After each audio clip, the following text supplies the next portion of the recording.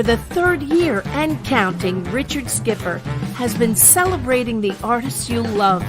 Richard Skipper is all about celebrating life, art, and his guest body of work. Please join us while he showcases these diverse and talented individuals.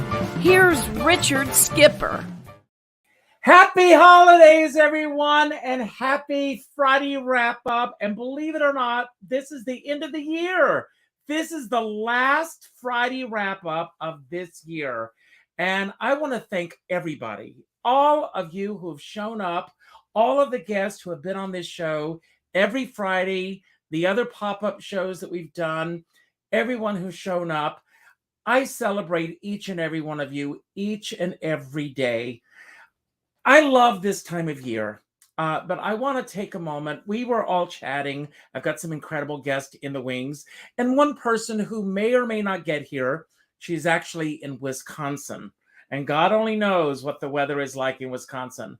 I do want to say also that the wind is howling outside our door. So if the electricity goes out, you may lose me. The show may continue without me. That happened last week. I had Ray DeForest on the show. My electricity went out, but he continued to talk. God bless him. He kept the show going. A lot of people right now are stranded at airports. A lot of people want to be with their families. A lot of people are not able to be with the people that they truly love to be with at this time. But for those of you who are here with us right now, I thank you. And I want to celebrate each and every one of you. I reached out to a dear friend of mine this afternoon, and she actually came through for all of us. She is actually one of my favorite entertainers. Before I bring on this little film clip that I'm going to share with you, I'll share a story with you. Years ago, I was doing press, and she happened to be performing at the Carlisle, and I happened to be on the press list. So I reached out to do an interview with her, and I was told that she was doing no interviews. So I went to see the show, and after the show, I was standing next to her assistant. I said, it's a shame that she's not doing any interviews. And her assistant said, well, where did you get the idea that she's not doing any interviews? I said, from the Carlisle. And she said, do you have a card? And I said, yes. The next day, I get a call from her. She said, hello, Richard. This is Melissa Manchester. I said, prove it. And she laughed, and she said, how can I prove it? I said, I want 16 bars of Don't Cry Out Loud. She sat at the piano, and she sang to me over the phone. And we have been friends ever since. So she has a very special Christmas message for all of you. Melissa, if you see this, I just adore you. Thank you for the gifts and the body of worth that you give us each and every day that you're on this planet. I love you so much, and thank you, and happy holidays. And here she is, Melissa Manchester. Hi, Richard. Melissa Manchester here. You asked me to share a little Christmas memory or holiday memory. In my family growing up, we lit all of the Hanukkah candles in the menorah for 8 nights, but we gave all of the gifts on Christmas morning. It was simply more festive. So here's a photograph of a Christmas morning when my late grandmother used to live with us. And I received from a relative, let's see if you can see this, a great big gift of a doll that I had absolutely no interest in. There's my grandma and that big doll. But when she handed me, when it was passed along to me, a tiny little, like a little plastic clarinet that may have cost 25 cents, that got my attention. That's my sister Claudia and my grandma handing me that little recorder clarinet. And that made me a happy girl. I wish all of you a very happy holiday, Merry Christmas, Happy Kwanzaa, Happy Hanukkah, and wishing all of us a blessed and bright new year. Thanks. Now, I asked our dear friend, thank you, Melissa. I asked our dear friend, Sherry Callahan in Myrtle Beach, South Carolina, my hometown, to give us a number to bring on our first guest. And the number that she pulled was number 3, is number 3. and that is James Levesque. So, James, welcome. Merry Christmas. Happy holidays. Happy whatever it is that you celebrate. And I want to ask you, how are you celebrating? And welcome to the show. Merry Christmas, and thank you for having me again. How am I celebrating? I'm doing a very low-key Christmas this year. My daughter is in California, and my son is with me here. And we're just going to keep it very low-key. I am still doing the traditional Christmas Eve meal that my mother learned from her mother. And I think I'm the only one that still does it. I think my mom might still do it sometimes. And that's pretty much it. It's just going to be very tranquilo, as I like to say, as a former Southern Californian. Now, when you say low-key, how low-key is it? I don't have any decorations up at all.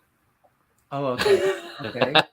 But I did send out cards. It's very low key. It's just the two of us with the dog, and we're just. I think part of it is having a birthday so close to the holidays that it just all kind of went haywire somewhere. When is your birthday? I just had it last week. Wow. You know, I have so many friends who have birthdays either this week or the week before, the week after, you know, between Christmas and New Year's. Did you feel growing up that you were cheated having a birthday so close to the holidays? Sometimes I did, yeah, because it was usually like a joint present. You know, oh, here's your Christmas birthday present. Well, it's my birthday Christmas, but but most of the time, I think for the most part, it wasn't too bad. It's appropriate that we have a Christmas Carol as our background today. So last night we had Karen Morrow on the show, and she said the same thing. Her birthday is the 18th, and she said that she would get money for her birthday, and she said she would always spend it on her parents or other people, and that's what for the Christmas gifts, exactly. She would always take that money and put it towards other people's Christmas gifts, but she always said that's how her holidays were all spent. But anyway, we're here together for the holidays. I love the holidays. Danny and I, you know, we have a tree up and we've decorated the home, but we're having a low key holiday this year. We chose not to exchange gifts. I said rather than putting money towards material things, which I don't really need, there's nothing that I can think of that I physically want or need anymore on this planet. I would rather have that money go towards parties, dinners with friends. Those are the things that truly, truly matter to me. And that's how I really want to spend the holidays this year. The experiences. Yes. Yeah, I'm all about collecting experiences instead of things. Well, we're going to create some experiences on today's show. Now, Danielle asked me for a number 1 or 2, and I'm going to give you the number 1. I don't know why, but we'll find out later. So, Danielle, my number is 1. I'm going to have you pick a number 1 through 5 for our mystery question, and then we'll bring on our first guest, our next guest. Let's say number 4. Number 4, and your question is, what's the most embarrassing thing that's happened to you during the holidays? Oh, goodness. The most embarrassing thing. It probably involved too much alcohol and a bunch of half-naked gay men. I can imagine. Half naked. So which half? Well, either half at various times, I'm sure. Yes. Yeah, it probably involved a lot of alcohol. It was probably in Southern California in Santa Barbara with my first husband. And we used to entertain a lot. We used to have a lot of parties and houses full of people all the time. And I'm sure that we did something embarrassing then. Well, here's 2 more embarrassing moments, but Absolutely. Not on this show tonight. So bring on our next guest. 1, 2, or 3? Let's go with 3. And that is a new friend in my life, and I'm so excited. Elizabeth Harrison. And Elizabeth Harrison, she runs a huge fan club. Elizabeth, if you ever want to take on the Richard Skipper fan club, call me. But Done. she runs the Billy Gilman fan club, and I am a huge fan of Billy Gilman. First of all, welcome, James Levesque. I am a big fan of his, so I'm thrilled that you're here today. What is the most embarrassing thing that has ever happened to you during the holidays, Elizabeth? Oh boy, put me on the spot. Decided to travel back to Rhode Island for, of course, Billy's show. Went to the gym to see if I could work out because there's a little too many holiday pounds.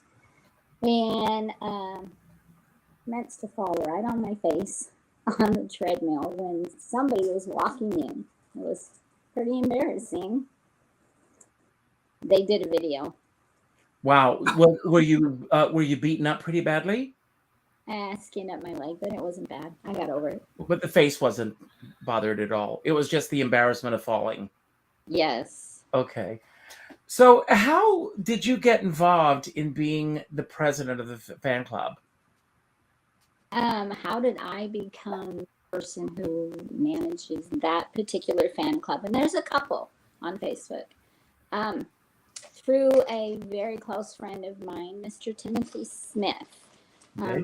We started the fan club in 2011.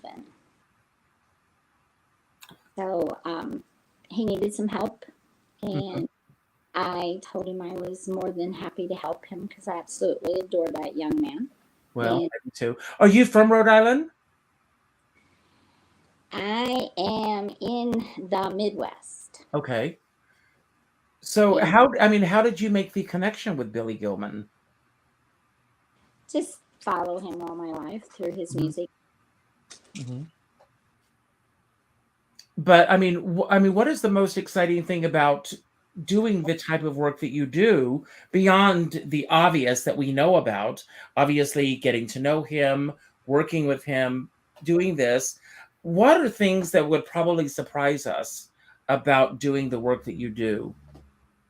Oh, well, it's a pretty big challenge because you have to try to provide a platform, which we try to do, provide a platform for the fans that's family friendly and safe, a place that they can come and communicate with each other and learn anything and everything that their heart might desire about Billy.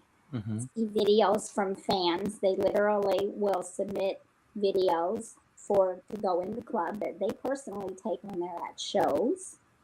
I keep them updated on everything that's going on, and once in a while throw in a little tidbit of something personal. We try to keep it like his career, but once in a while they get to see some personal stuff about him.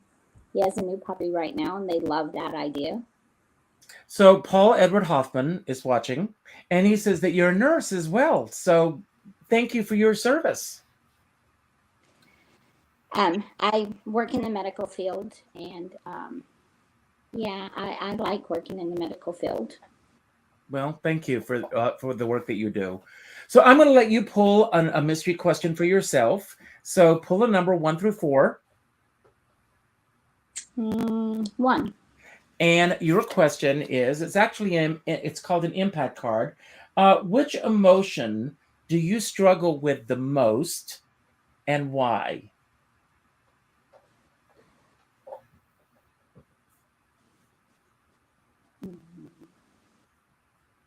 Loneliness. Well, Elizabeth, don't struggle with that in the new year, because anytime you get lonely, you call me. We'll do a FaceTime. I will definitely do that. Okay. So that loneliness is gone. That was a part of 2022, but 2023, it ceases to exist. So, and you're with new friends today, so you're making new friends. So I just put myself up with some Christmas Mickey. And I love that. You can never go wrong with a Christmas Mickey. That's what I always say. So bring on our next. Wasn't that the theme song from Baby It's Cold Outside? Hey, The Christmas Mickey.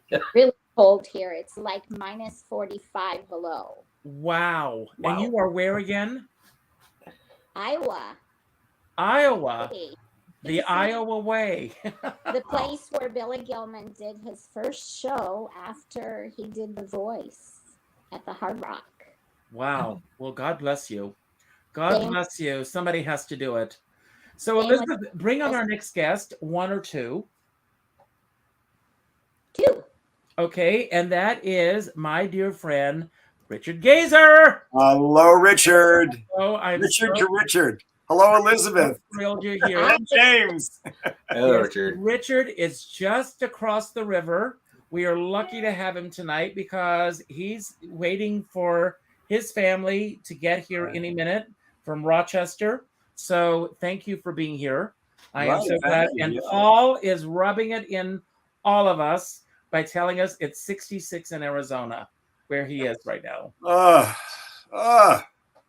Lovely. But then again, it was up in the 50s where we are right now, and we're what would you call us? Mid Hudson Valley? Is that where we are right here? And Yes. we're on opposite sides of the river, and the temperature was above 50, and all of a sudden it said, "Why be above 50? I mean, let's do something different." And took a nosedive. That's It's interesting. supposed to drop down to 11 degrees tonight. Unbelievable. So I'm going to ask you the same question that I asked Elizabeth. Is there a particular emotion that you struggle with? And if so, why? Every emotion I have the advantage now of listening to all of these conversations going on here. Every emotion, every negative emotion always comes back to fear. Somewhere, fear is the great granddaddy of all these things. So which avatar of fear? In my case, it's doubt. Self-doubt is the strongest one that I have to deal with, and I've dealt with that continually in my life. One of the problems with being able to do stuff, and a lot of stuff, and to people's perceptions doing it relatively easily, is that you never really believe a lot of what you're doing. I don't know if anyone could relate to what I'm saying here, and I'm not saying it in the way of wow, I'm not because wow, I'm great. No, it's wow, am I really doing? Am I up to snuff on what I'm doing? Am I doing it well? I don't know that I'm doing it the best. Am I diluting myself by doing too many things? And I can build that into a huge, huge mountain of stuff if I don't check myself and just be thankful for being able to do what I'm doing and for the people that I'm able to do it with. So there are a couple of things that I want to say about that. First of all, I don't know what it is in our culture that we are not allowed to fail publicly. In our culture, if you fail publicly, they want to knock you off the planet. Yes. And we're not allowed to do that in a public forum. And we should be allowed to be bad. We should be allowed to have the process of being bad. Richard, you can't be bad. Not when you're doing a show. I'm sorry. No. You know, everyone but you is allowed. No. And that's the first thing that I want to say. And number two, no matter how bad we think we are, other people do not see it the same way that we see it. We all see our own imperfections, and everyone else is going, well, I don't see what you're seeing. I also want to respond to Paul again. He says he grew up in Rhode Island. My very first stock job was in Hopkinton, Rhode Island, for $35 a week, 1983. Wow. And come and see I'm writing a show about my, beginnings in this business. I did The Diary of Anne Frank, playing Peter Van Damme, and funny stories about doing that show, believe it or not, because I was doing that at night and rehearsing Our Town during the day. Oh, wow. And one night, the wrong sound effect records went on. And as I'm chasing Anna Frank around the room, and I knocked the lamp over, which is how the Nazis found them.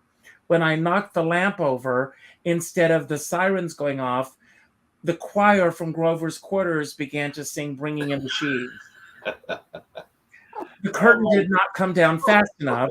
But unfortunately, poor Otto Frank and Meep had to do the epilogue as we were up in the loft laughing our tuchuses off. So it was funny. Oh my. When you were doing those two at the same time, Richard, were you feeling also the imposter syndrome? The imposter syndrome. Yeah, well, just following what Richard was saying, Right. That's what it sounds like to me. It's Yeah, imposter syndrome. yeah. You can't possibly be good enough. You can't Well, possibly know what you're doing.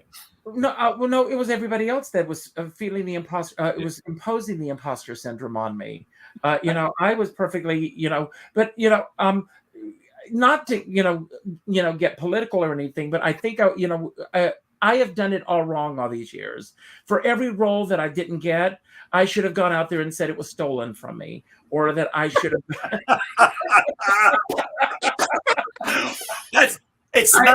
It's not really political, but it's really. No, I should just go out and say, I should have put it on my resume anyway and say I did it. Yeah.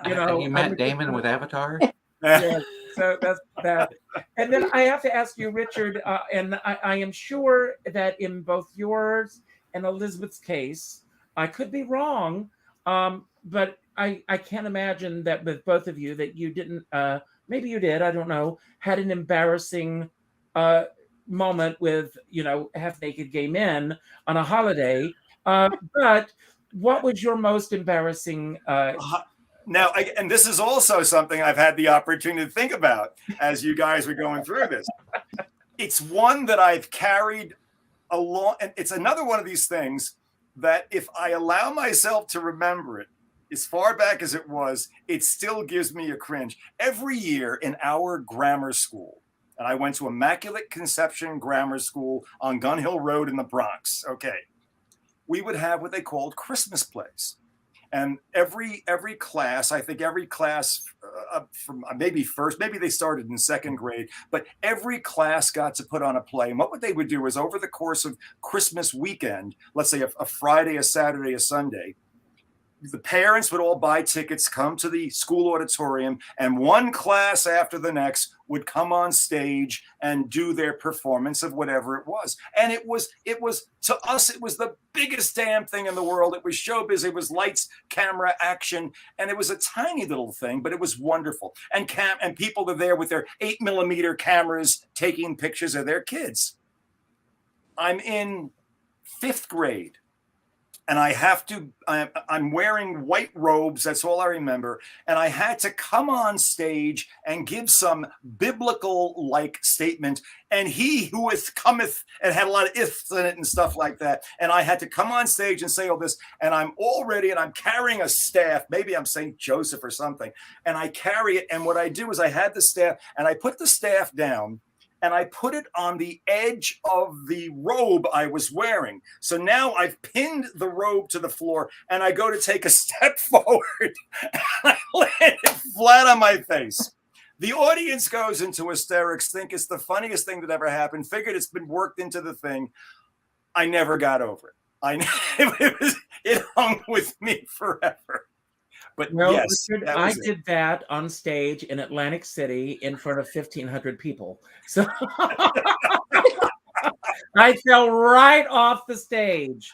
Stage. Yes. Wow. So oh my goodness. You get to pull a question 1 through 3, and then we're going to bring on our next guest. And I've got a little story about her that I can't wait to tell. Being a lover of even numbers, I'll go with 3. And your question is, along this same theme, what's the wildest party that you've ever been to? I can't really tell you about that one. Well, can you talk to me later? Yeah, I could. Let's just say I have a wildest party story, and that one just goes spring and comes to mind. Yes, I have. Okay. So on that note, I have to tell you, I think people were either half or fully whatever James was experiencing. There were variations on that as well. So I'm going to tell you about this mug that I'm drinking out of. Look at your mug. This is a Richard Skipper Celebrates in Concert mug. Before COVID, I used to do these live concerts, and we did a Christmas concert a few years ago, and our next guest was part of that concert. But what was so exciting about that concert, in addition to having this incredible concert, who, by the way, on is it the 22nd, Deborah? Yeah. Be at Pangea doing a concert, a brunch concert, 1 o'clock in the afternoon. It's on my calendar. Danny and I are going to be there. Great. Richard, let's go together. We'll be there. We'll be We'll at be the there, same. yeah. We'll be there. I was gonna write you, Deb, today and tell you. I didn't get around to it, but yes, we're gonna be there. Everybody who's watching, if you're going to be in New York on the 22nd of January, let's make a party of it, and let's go and celebrate Deborah Stone. But Deborah was part of this concert. It was a Christmas concert. But what was exciting about this concert, in addition to Deborah Stone, was that Catherine Crosby was in the concert.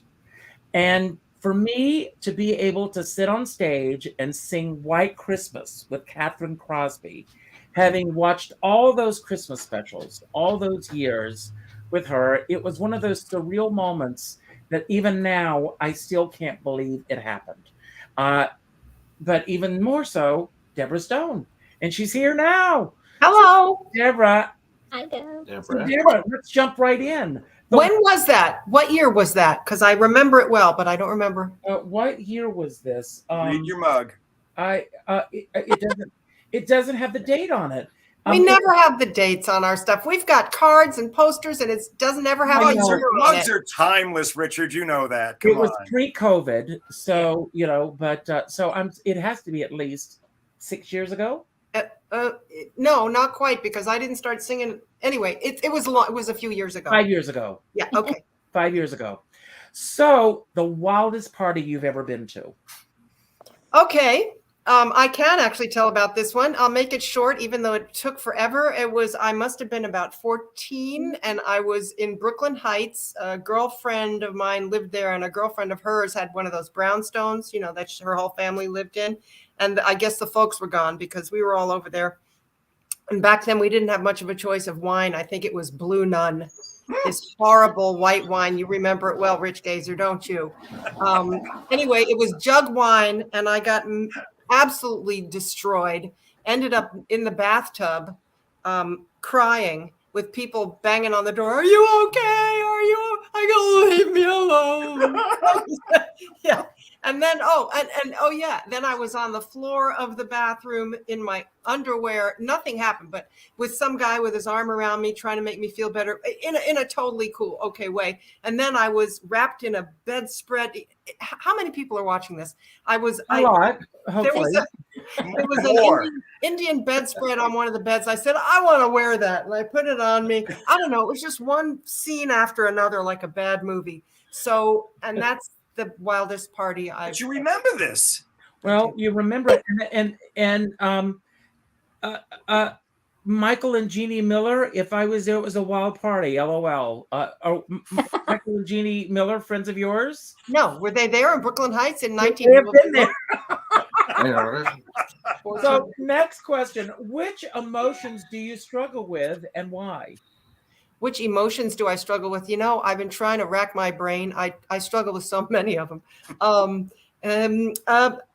think the self-doubt thing is paramount in anybody who's a performer. I mean, that's what drives us. That's what makes us do our job well, because we don't think we can. And so we have no choice to do it well. So I get embarrassed easily. I know we were talking about embarrassing moments, but I'm terrified of being embarrassed.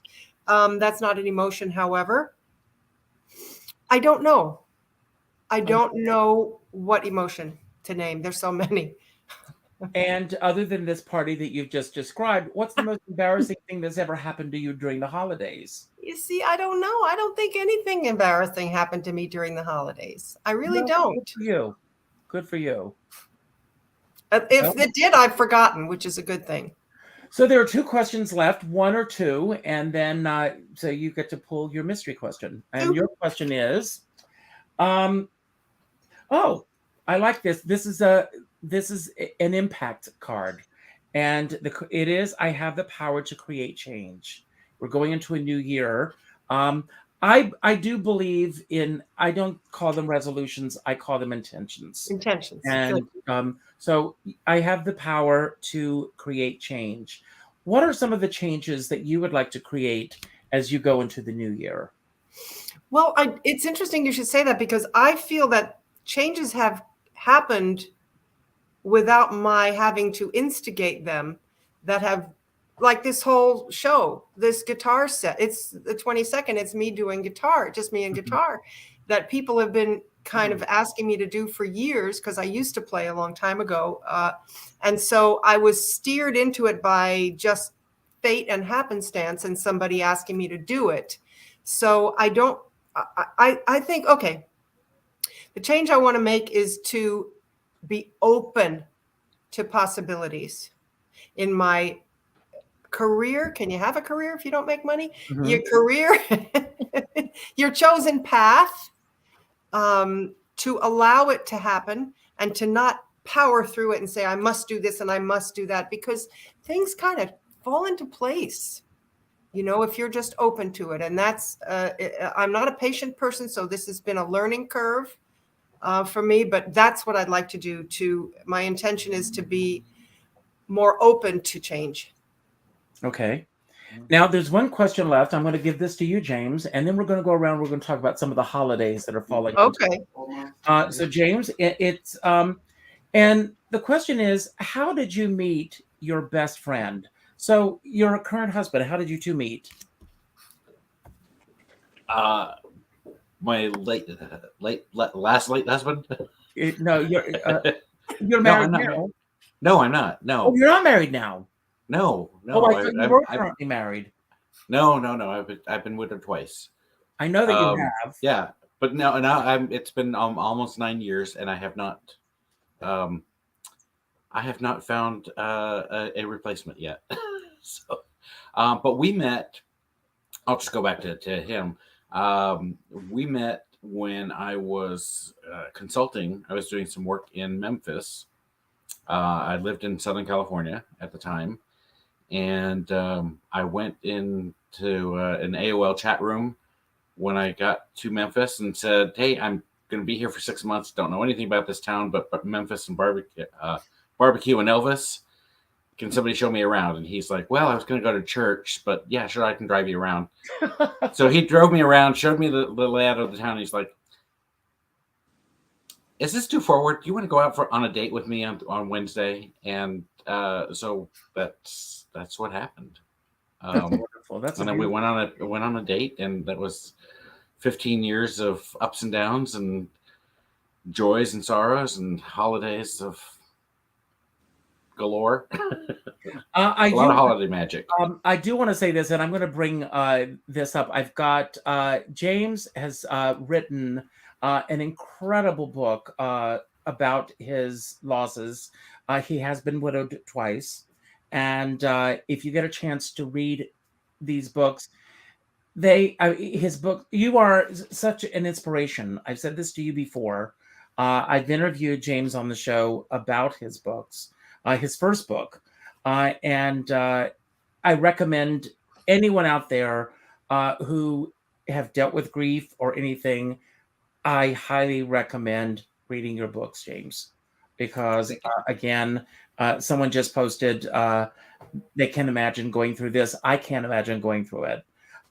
But you really show us how to deal with it with grace. So God bless you.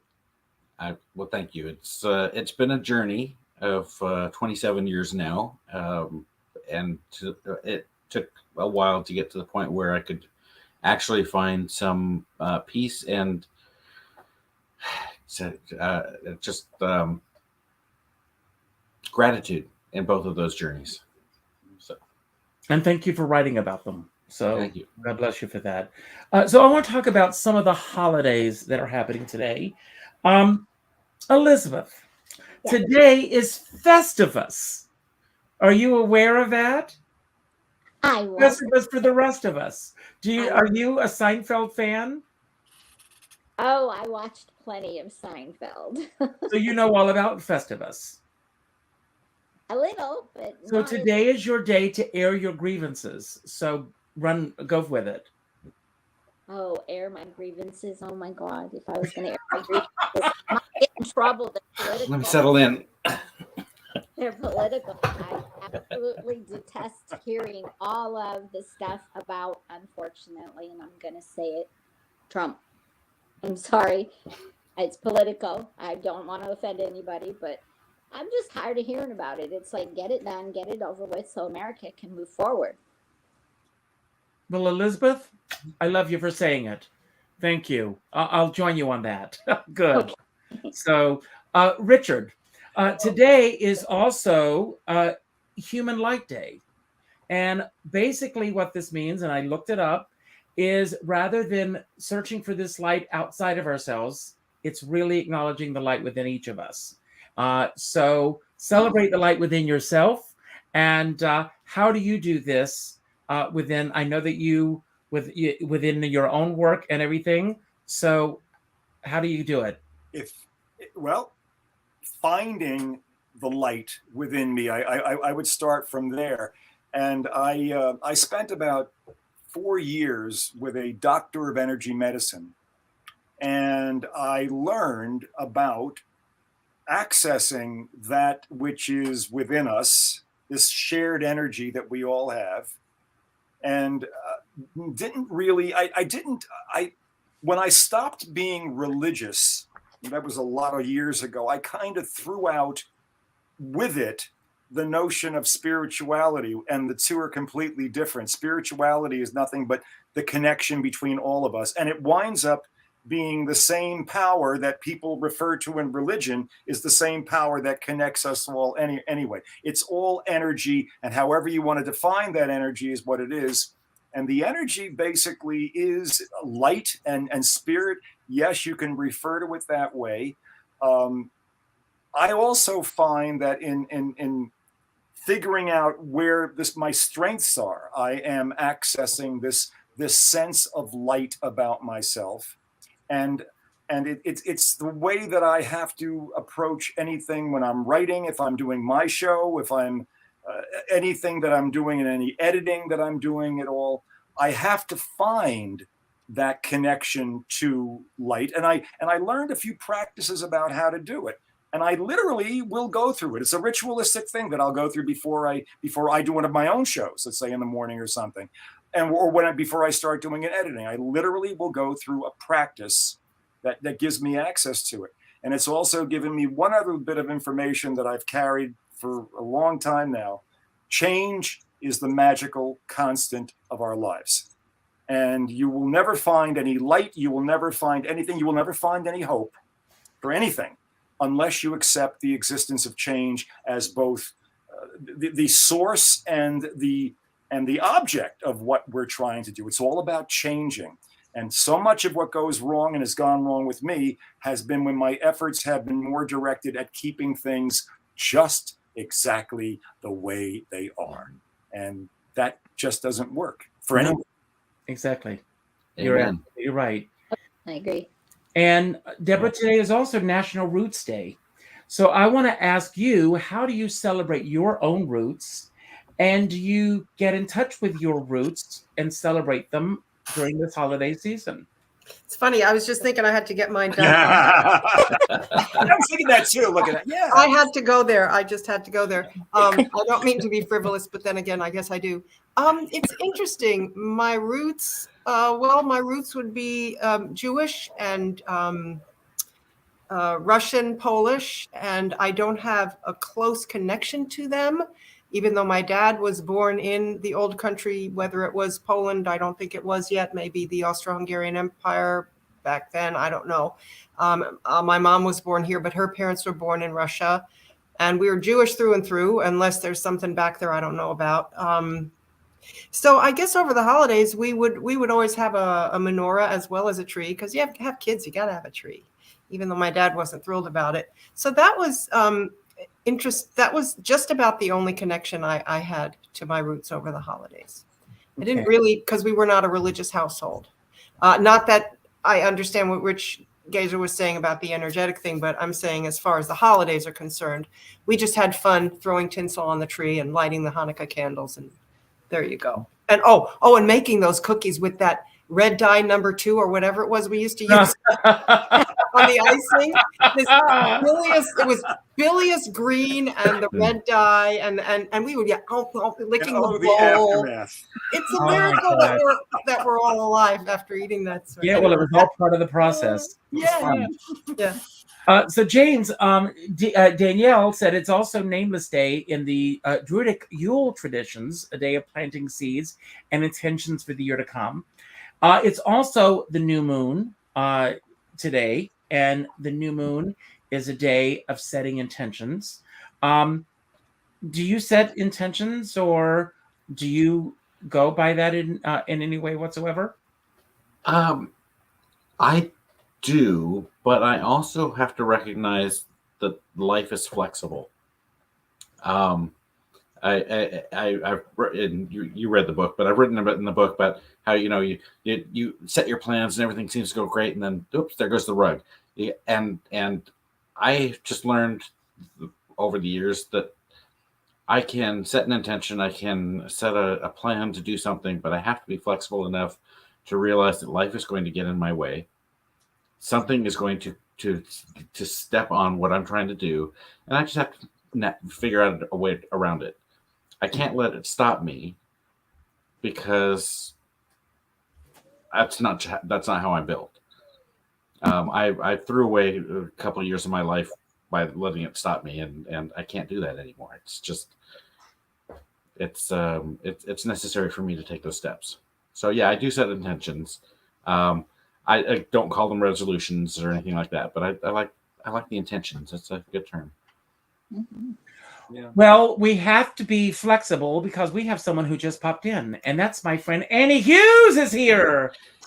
I am Annie? such a moron. Why Because are you we're an alone? hour earlier here.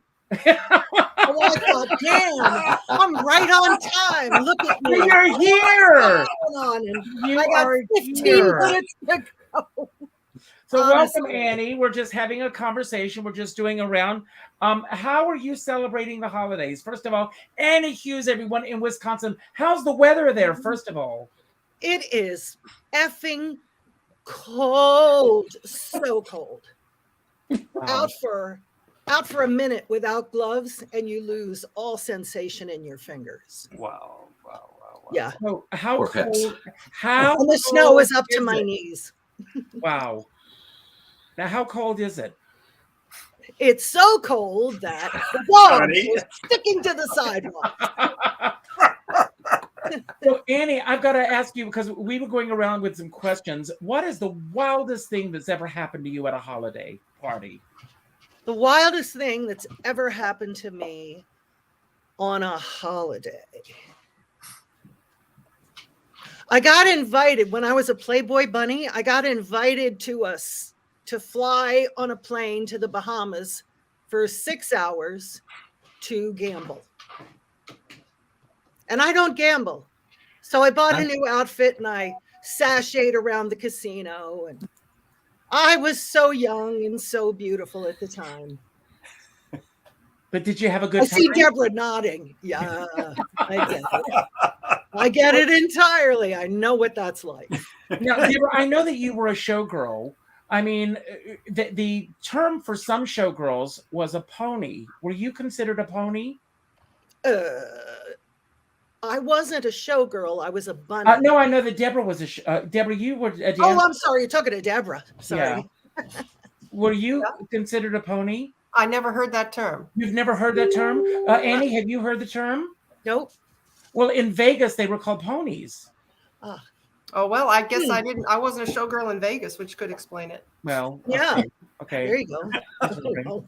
So, Sounds kind of weird. so I'm going to go around, and I've got some wrap-up questions. I'm glad that you made it here, Annie. So I am so sorry. Seriously, I'm an idiot. well, I thought I just totally lost track of the difference between Central and Eastern. well, I will tell you, when I was doing Men of Manhattan, I was which was at the Grove Street Playhouse. One night, some friends came over, and I completely lost track of the time. And so I went over to the duplex, and I got up to sing, and Karen Miller is at the piano, and I'm singing around, and our stage manager is standing at the door, and she's going like this. And I was supposed to be on stage at the Grove Street Playhouse. And all of a sudden I went, oh my God, they're holding the curtain for me at next door. I know that's the worst feeling in the world. Oh crap! So- This is like your nightmare of So being an actor and missing all your That's the cues stuff and of a dream. not knowing your lines. I'm going to So start with you, Ann. disappointed I wasn't here for the whole thing. But you'll come back and you'll do it again. So I'm going to start with you, and then we're going to go around. What is your favorite holiday memory? Are you talking to me? You. I'm going to start with you. My parents decorated our house like Santa lived there. I mean, the tree and all the decorations. And I go back to the days of real tinsel, toxic, and the angel hair that was spun glass that would cut your fingers, all decorated on the tree. And we would come down and there would be a million presents for each of us. And in the stocking, another stuffed million presents in there. And that continued until they moved out here to Wisconsin with me in 2004. And honestly, I think the moving truck was 1/3 Christmas decorations. I mean, so many. You're out there. I mean, do you decorate do you still decorate? I used to, but I've been working on things on my 1906 house. Mm-hmm. And I'm finally on the last thing, the back porch. And they're building me more storage. I'm putting in a new floor. And once that's done, I'm done with my house. Then I have to, you can't really see it. Can you see behind me? Yes. Wow. Lots of crap. So I have to go through everything because I save everything. Does anybody else do this? Oh, look, it's a screw. I'm going to put it away. You never know when you're going to need it. Exactly. That's exactly. Especially a screw. Exactly. That's funny. So, Deborah. Yes, dear. Again, as we're wrapping up, you can refer to them as mistakes. I don't like to use that word, or lessons. What are either the mistakes or the lessons that you feel that you've learned this year? This year? This year. To narrow it down. Once again, the whole thing about pushing instead of allowing things to happen. And also, I have learned, a lesson I have learned, I'm still working on it, how to, again, it's part of letting things happen or letting things go, of seeing how things transpire versus trying to put them all the time. Push. How to listen. I've learned how to listen a little bit better. It's constant struggle, I know. I mean, we in the showbiz industry, we're a little pushy, you know what I mean? we like to just because we're right, obviously. That's my whole thing. So I guess my thing is I've learned, lesson learned how I'm not right all the time. It's humbling, believe me. Okay. Yeah. I don't know if I answered your question, but that's where I'm going. Okay. You answered my question. Richard, what are your top 3 plans for the next year? Oh, Only 3? Come on, he's got this many. I want to. Well, Johnny, what I'd like to say, I'm going to feed off of or come off of where Deborah just was, and the idea of not being afraid. I was saying before about, this fear, this doubt situation about myself. Okay, but the other side of that, or another part of that, is not being afraid to know what you are not doing as well as you could, and in this whole worked up sense of doubt and everything, you can begin to hide the real stuff that you should actually be working on. Translating that into the coming year, I'm at the tail end of the final edit of a 10-part miniseries, fully written miniseries right now. And I'm using a script doctor, a hell of a good script doctor, who is absolutely dreadful getting on me when I don't do what I really should be doing or could be doing better. And I've learned how to basically accept criticism and critique, knowing that it's coming at me in a positive way, and learning how to move that in a positive direction when I do the next edit on if it was a particular episode or anything else. And it's amazing how that starts to filter into other things that you're doing in your life, and how you suddenly realize that, you know, criticizing yourself is often a way of just not doing something, of just avoiding getting something done. And learning how to work with positive critique is a wonderful thing. Now, that's just one thing, maybe not two or three. The other two or three, yeah, I want to get the whole thing. I want it on Netflix. I want it on Hulu. I want the whole thing purchased. I want, I want to leave everybody I love tons of money and all that other stuff. But I want to be around and enjoy it myself too. But basically, it's getting comfortable with accepting what I do and do well, and how I can do it better if I do accept positive critiquing. It's a big thing for me. Big thing. That's great. Well said. Good luck with everything. Well said, Richard. Yeah. And Elizabeth, for yourself also, what are your goals for the new year ahead?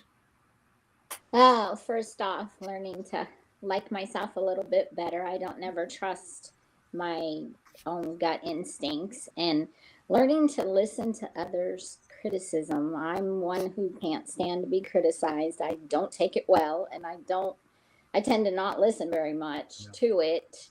I kind of file it on the back burner, and I need to pay attention to it a little bit more and bring it forward more, so that it can be more productive in my daily life.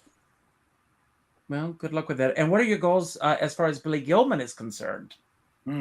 Just trying to keep the fans informed with everything, and keep the platform positive and friendly, and increase it, of course.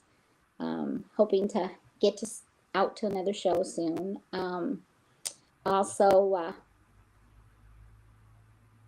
there are other groups that are on Facebook, and I just wanted to give a holler out to them, because I told everybody that I would say hi to them. So there's Billy Gilman Supporters. That's a really safe group.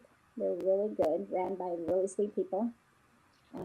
There's Melissa Grigsby, has a wonderful Billy Gilman page. She's a longtime fan of his, over 20 years. She's really sweet. And I want to give support to the moderators in the fan club, because we're fighting off all of these crazy fake people that want to get in, want to share scams to the fans, want to just create harm. And we try to protect him and keep his reputation and him from being harmed, and protect the fans too, because they're pretty vulnerable.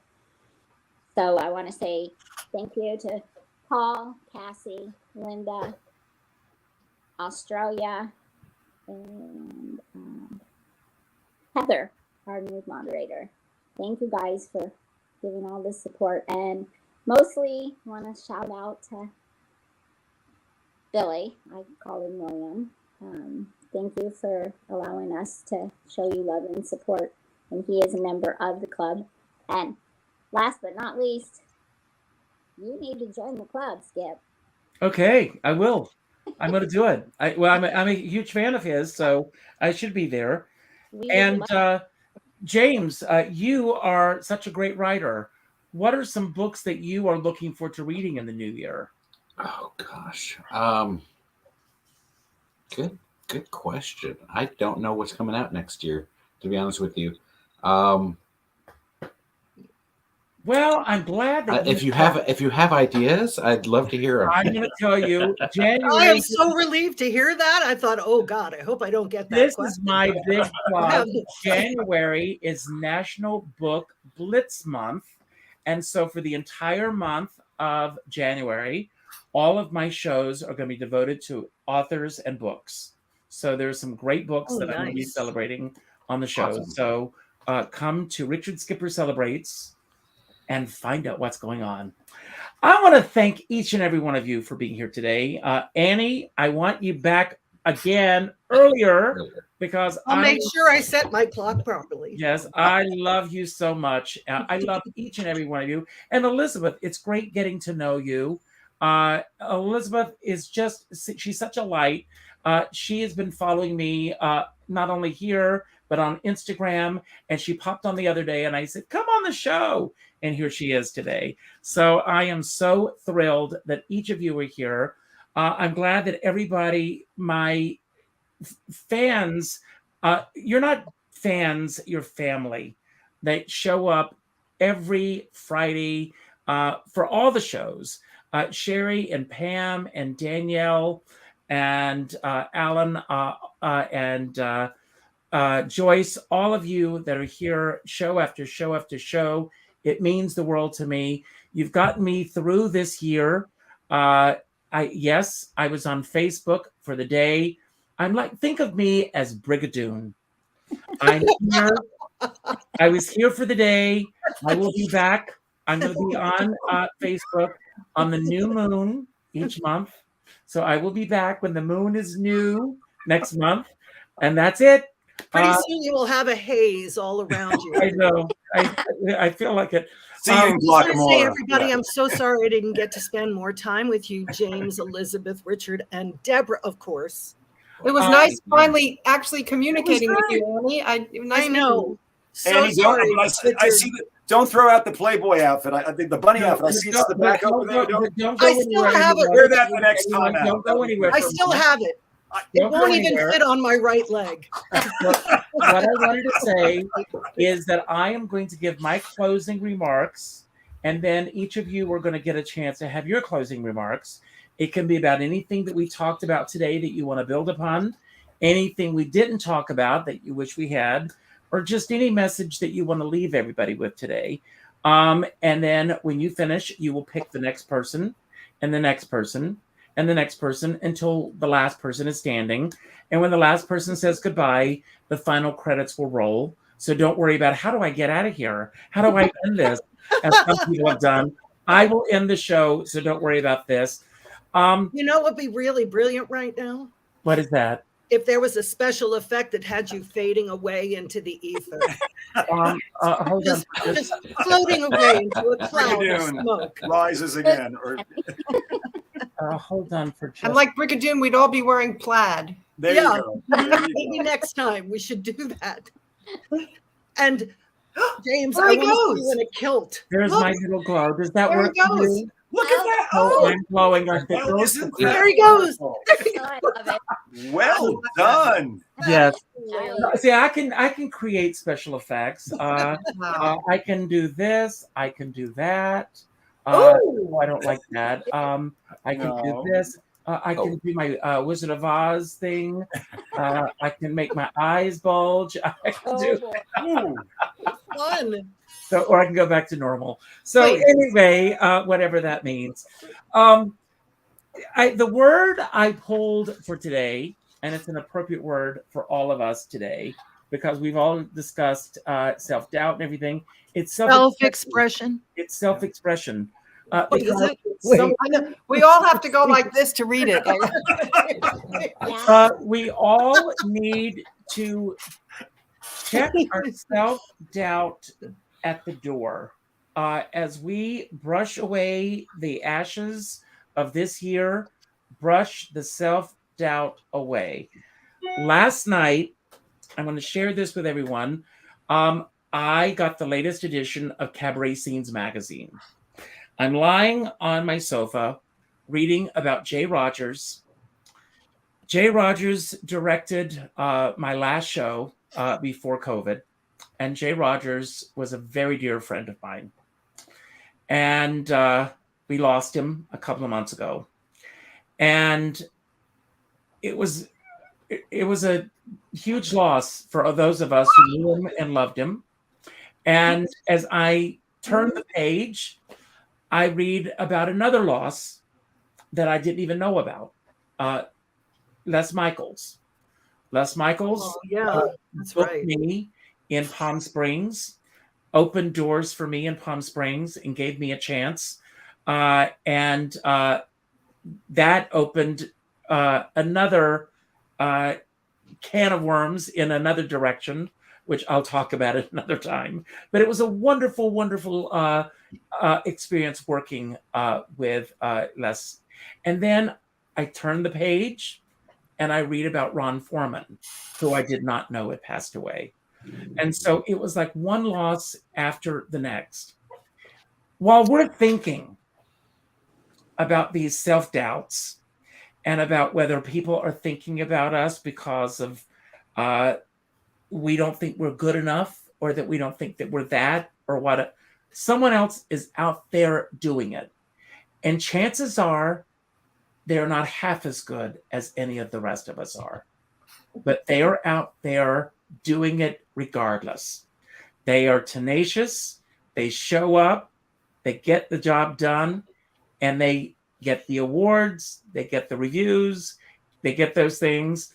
While the rest of us are standing on the sidelines going, why am I not doing that? Why is that not happening to me? Forget the self-doubt. Get out there and do it, because it doesn't matter in the long run whether anybody else is going to jump on your bandwagon or not.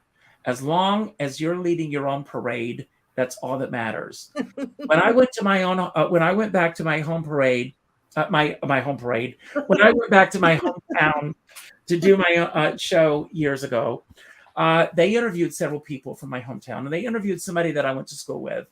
And they said, what can you tell us about Ricky Skipper, as I was known in my high school?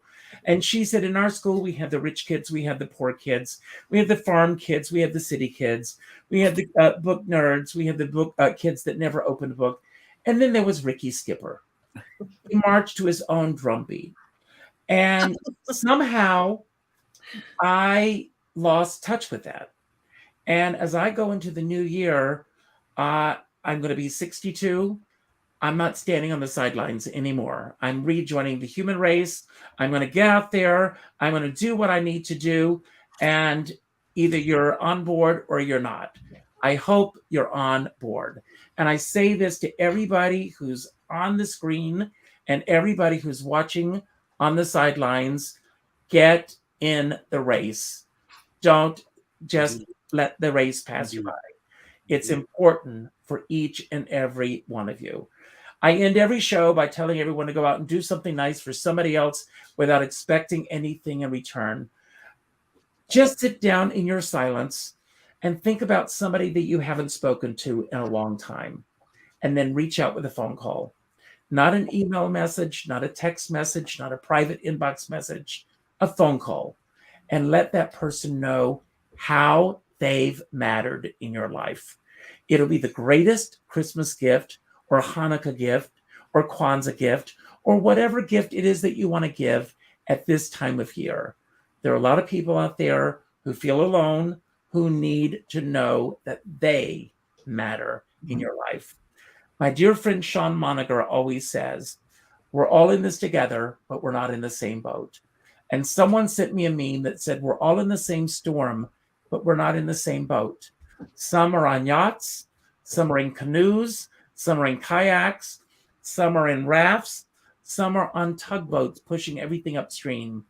I don't care what size boat you're on. Just make sure you've got a skipper by your side. And on that note, I'm going to leave the screen and I'm going to turn it over to James. Happy holidays, everybody. James. Happy holidays, Richard. Thank Oh you. boy, that's quite a happy holidays, Richard. That's quite a thing to follow up on. I believe that the 28th is National Call a Friend Day, so keep that in mind or look that up.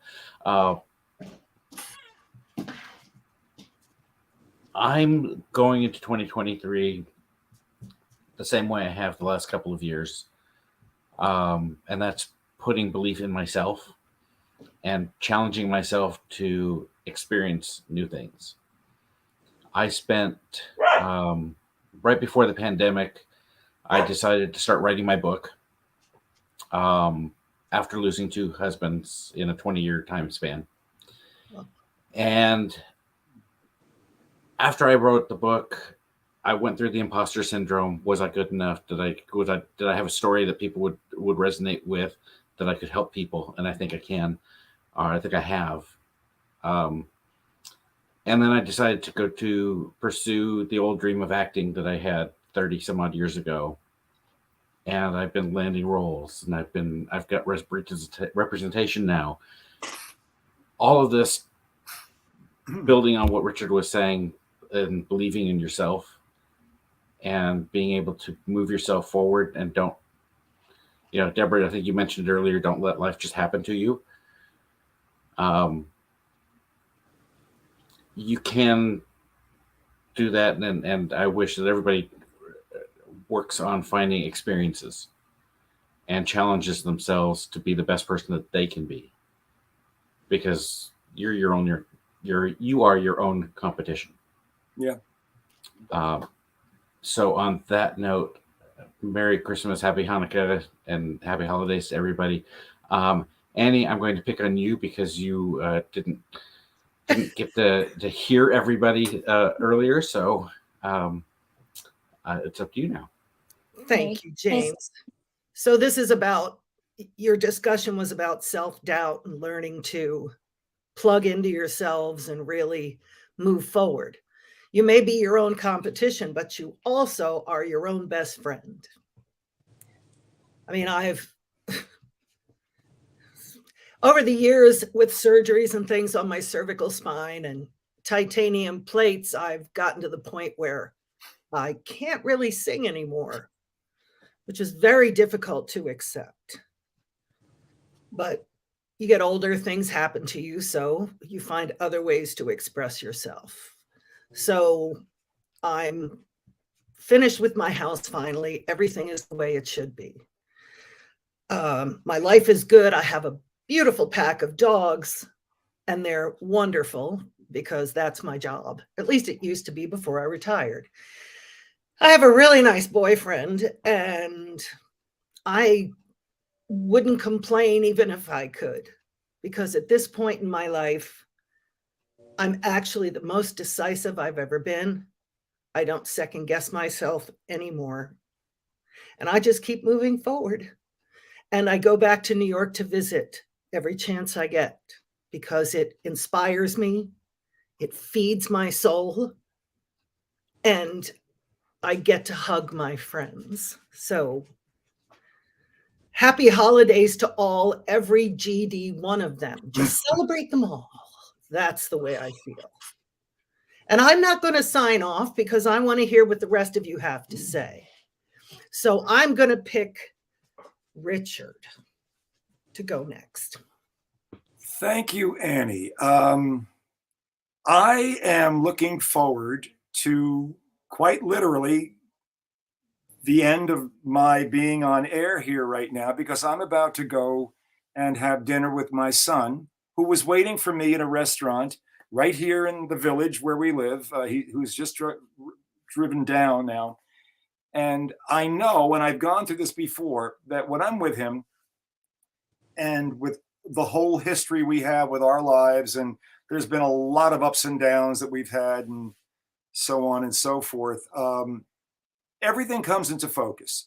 It's just not, it's almost impossible not to feel positive and feel that anything is possible, and that change is okay. When I get down there in a few minutes and I just see him and hug him, and his girlfriend will be there. She'll have driven in or flown in or however she got in today. And that will make it's the kind of like the beginning of the holidays, and it's the beginning of next year. And it takes me outside of just me and my problems, and it's being a father again. And it's just, you're part of the world, and all of that is about to happen to me in a few minutes, and I'm envying myself for the fact that it can. And I wish everybody family and happiness and all those things that we talk about in friendship and all that great stuff that is what we need to go forward. And I'm going to sign off here. And Deborah, I'm going to pass the baton to you. Thank you, honey. Okay, I'm going to make it short and sweet because everybody said all these wonderful things. Takeaway here is stay in your lane. It's something that Richard Skipper has brought up several times. Stay in your lane, focus, keep your blinders on, but let in the light. Do what you know you can do and allow yourself to do a few things that you didn't think you could do, because probably you'll be able to do them. That's what I'm doing this coming year. I'm allowing things to come in and allowing life to push me along a little bit into places where I haven't visited for a while, places that I should revisit, and also enjoying. It's one good thing about getting older. Actually, there's several things. There are a lot of bad things. But this, one of the good things is something Annie brought up, is that feeling, you feel more in place, so to speak, than you ever did before. It's a shame you have to get old to get there, but there you have it. I feel more secure and more sure of myself, and actually more confident in my talents and knowing what I can't do as well, which is helpful. Anyway, before I go down a rabbit hole, I want to wish everybody well this holiday season. I want, peace around the world and all that stuff, which is never going to happen, but just keep to your lane, keep doing what you do, and do the best that you can. Just do your job and do it well. Take it away, Elizabeth. Well, I just want to say to everybody that I think that you should try to believe in yourself. That's what I'm trying to do, trying to make changes in my life. I'm in a much better place now, and I know a lot of people were concerned for a while about me, but I'm in a loving home. I'm with family that I know loves me. I need to learn to appreciate them more, because I do truly love them, and they only want the best for me. And remember that you can do anything that you want to do. That I'm here talking to you. There's nothing that you can't do or accomplish. You just have to believe in yourself and be your authentic you. Just be you. Any dreams, any hopes, any plans that you have, you can make them come true. And out there in the world, I'm just going to go and shoot for the stars. I don't know where I'm going to go in the future or what's going to happen to me. I'm starting a new job. That's a new adventure, but it's hard to tell. I'm just going to hope for the best and know that I can do it. So I just want to say to everybody, Merry Christmas. Have a beautiful year. And I will do the best I can to give you all that I can in the club. And I want to send all my love to each and every fan out there, and know that you're somebody. You're important. So sending all my love to everybody. Thanks for watching the show and listening to us. And Richard, thanks for having me on.